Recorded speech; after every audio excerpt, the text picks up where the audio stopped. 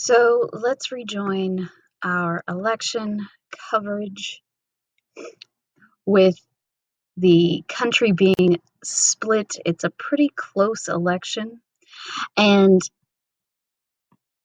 we have a close election. Grant does win, but it's definitely a pretty tight race. Now, a quick aside about Ulysses S. Grant. Um, Ulysses S. Grant is not actually his name.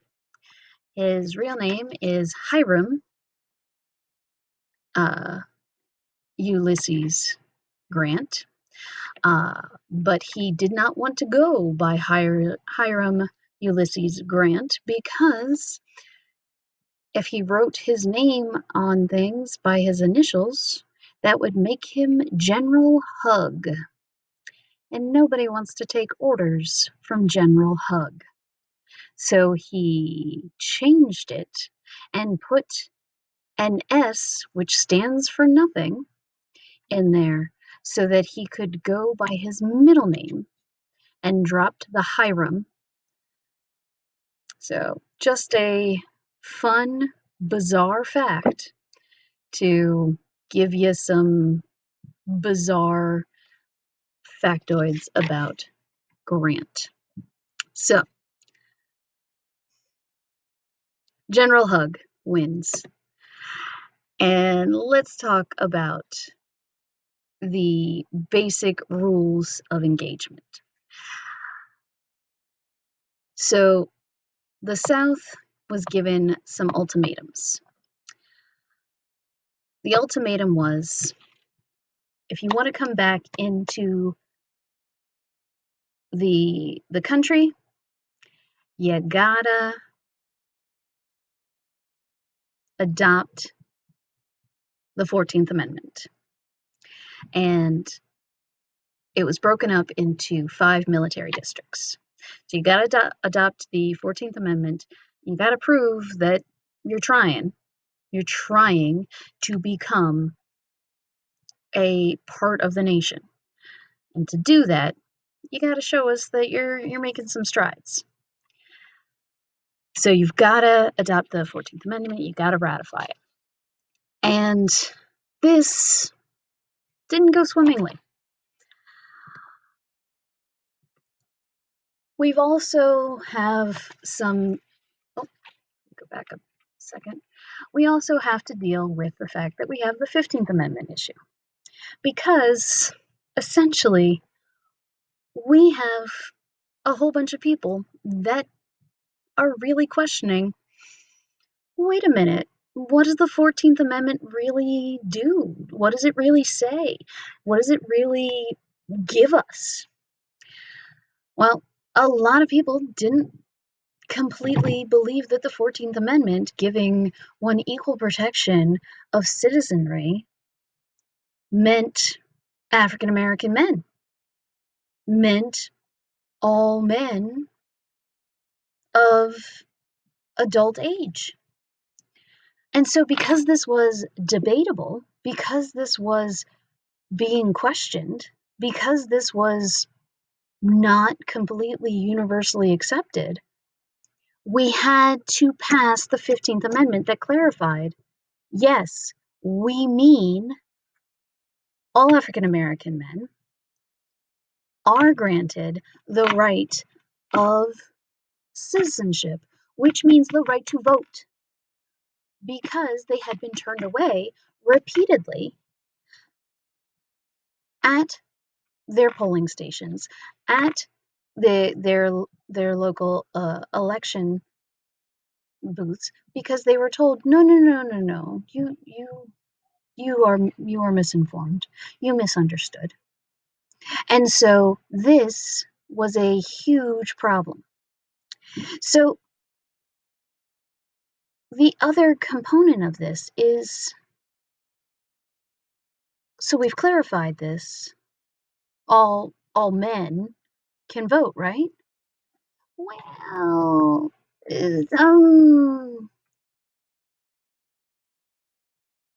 So black men, yes.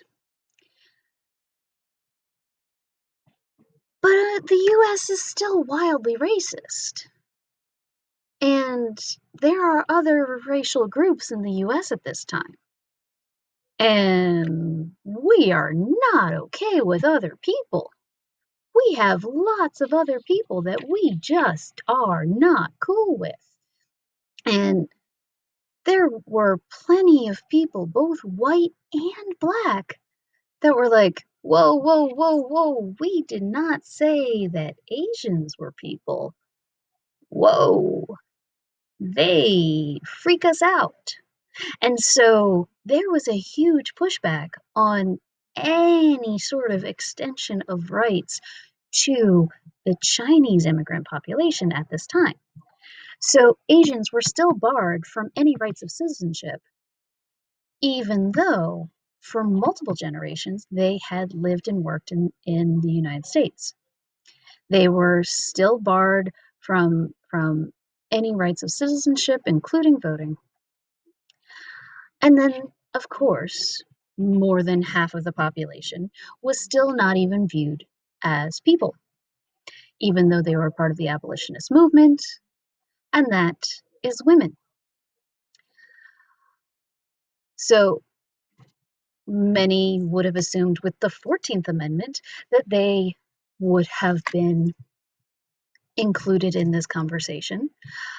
And some of those women included Elizabeth Cady Stanton and Susan B. Anthony, who greatly opposed the passage of the 14th Amendment, which clearly stated that, well, the passage of the 15th Amendment, because it stated men, because they felt that it was, again, refusing to acknowledge that women were a part of the population. Meanwhile, their counterparts, Abby Kelly and Lucy Stone, were like, well, we're getting a little bit closer. But the issue at hand is that it will be another 60 years until we see the passage of the 19th Amendment, which even comes close to acknowledging that women are people. And please understand that this is kind of a big deal because there were still laws on the books that allowed, well, that allowed for physical violence to be excused because women were seen as property of their fathers or husbands because it wasn't actually viewed as abuse. So that's a problem. So what we see at this time is that we have a legitimate issue with what's going on with the reform movements of this period. But in regard to the movement of African Americans, there is movement. It's steps forward as well as steps back.